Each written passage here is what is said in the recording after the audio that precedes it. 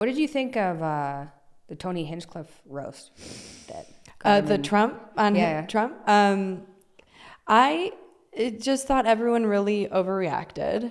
You know, I knew what he was doing, but you have to know Tony. Like, I've known Tony, not personally, but comedically forever. And that's who he is. You know, he's a little shit stir. And, you know, everyone was going crazy being like, oh, he's going to lose the election. I was like, don't worry. He's not. It's fine.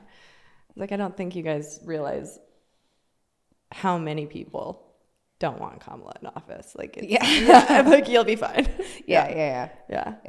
I thought it was. What did you think of it? I thought it was okay. So I've seen him live, and I've watched Kill Tony. Mm-hmm. So I think I'd heard that joke at Joe Rogan's before. Yeah. And I was like, it's not exactly. He's rough. Like, it's called Kill Tony. He kind of goes in for the kill. Yeah. So it was like, that's kind of what his jokes are like, and they're funny, and like, he's very popular. People like him. He sold out Madison Square Garden. Mm-hmm. Like, people like him. I was like, it was whoever picked that for a rally. I was like, that was risky. It was risky because obviously in politics, anything is going to be taken. Anything you say is going to be like cut out and like, oh, how dare they do this?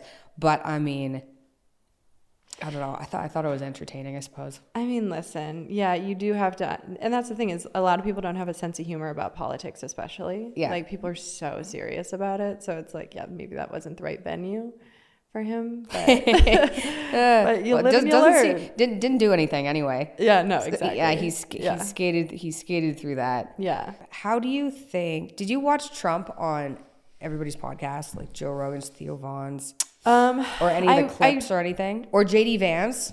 I listened to JD Vance on Tim Dillon. And I didn't know he went on Tim Dillon. Yes. That was my first exposure to him. So I'm not like super political. Yeah. But I was curious. I listened to Trump on Theo's podcast, like half of it. I got about halfway through. I have a hard time with listening to podcasts. So do I. Yeah. Can you do audiobooks? I do audiobooks. Yeah. I can't do audiobooks either. I transcribe podcasts and read them. Okay. See, I can do audiobooks like 1 out of 5 audiobooks. Like 1 out of 5 will catch my attention, but sometimes if an audiobook is on, I'll just be thinking about something else. Does that happen to you too?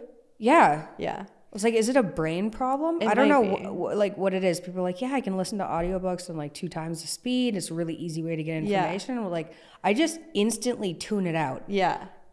But I can read it. That's fine. Right. Yeah, no, I don't know what that is, but I always listen to Tim Dillon's podcast because I feel like that's kind of where I get my political point of view. I'm like, he kind of metabolizes everything in a way where I can like understand it, you know? But yeah, I listened to JD Vance on that one, and then I listened to Trump on Theo's. Yeah. Do you think that played a role? I think it played a role in like their eventual win.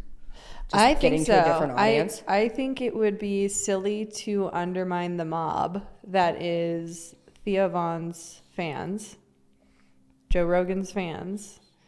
And also, I'll throw Shane Gillis and his podcast in there. They never had any of them on to interview, but they were very, very vocally pro-Trump the whole time. And I think the dogs, like, they're very loyal fans. So I think they're kind of, like, susceptible to taking on the opinion of the people they idolize. Mm-hmm. That makes sense. Yeah.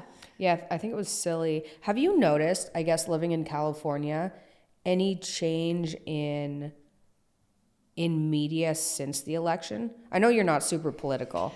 Yeah, no, I still try and like read. I don't know if it's California specifically. I think there was so much fear mongering around Trump's return. But that's something that I sort of try and look past. Like when the media's, I can tell when they're trying to scare me. Yeah. And I'm like, I'm not going to read this. You know, I'm not even going to give it a scroll because I can see the angle they're coming from and it's not objective.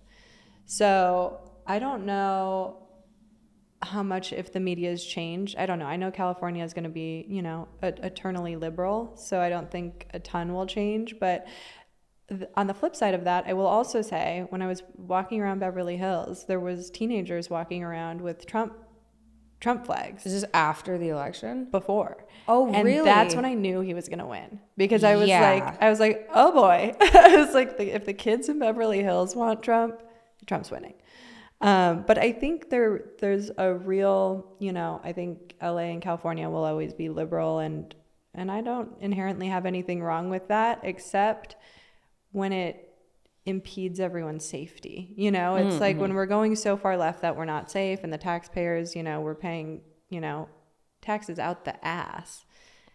And out the ass, and you can't, you don't feel safe in your neighborhood. That's like that's a problem. But I don't know what the media is up to. I'm not paying attention to them really. I'm paying attention to them a bit more. Yeah. I think people are getting, there's a little bit of a sentiment that people are sick of the far, far left. Yeah. I don't think people are even going to go ultra. I don't even think so. I went to a couple of rallies, I guess. I went to one rally. I'd never been to a rally. I'm also Canadian. Yeah. But so went to one rally, and I went to one Tucker Carlson show, and I was just like, wow, this is crazy. Yeah. Just to see what it was like. I didn't even get the vibe from people there that they're hyper conservative. I don't think, at least the people who swing conservative that I know, their beliefs aren't conservative like I used to think a conservative was 10 years ago. Mm-hmm.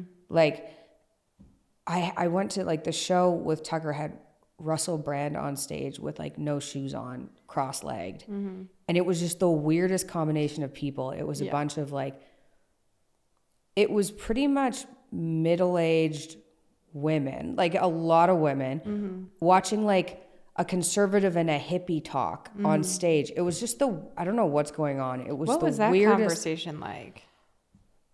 Really open. Yeah. I think coming from a more liberal background, I always had this view of conservatives they were conservative. So not as open, kind of stuffy, pretty rigid, that type of thing. And so watching a conversation with Russell, who's I don't know, he's one of the most open people on the planet. He's I don't know even how you would describe him, hippie-ish, just out there. And talking to a conservative, it was weird. It was a couple of universes collided, and it just popped up into this reality. Did it feel like anywhere they were meeting in the middle on stuff and agreed on things? Oh, yeah. Yeah. See, definitely. That's definitely what I'm picking up on, is we're melding more into I know it can feel very separate, but I do feel like most people that I talk to are melding more into the middle. I think so too. Yeah. Where it's even my dad, who's hardcore conservative, his whole life. And, he had really rigid beliefs about certain things that he no longer holds. And part of it's probably from raising two daughters, but, he was very homophobic and anti-abortion and racist, and there's all of those things I kind of associated with being super conservative. But I think everyone's kind of just coming more to the middle, and I see it literally with my dad, where he's like women should have rights to their own bodies. That's not the problem. He's the problem is the country's in shambles, and we're spending we're spending too much money overseas, and there's trillions of dollars going to Ukraine. You know what I mean? So it's I think everyone's kind of starting to get closer to having the same beliefs, even if they don't know it. Yeah, I agree. Yeah. Maybe COVID was so random for people and things got so dicey and unstable that they're okay, what do we really care about? Right. These things. Yes. People are looting cities where we live. Yeah. We don't like that. Nobody likes that. Right. Yeah. Yeah. Yeah, I completely agree.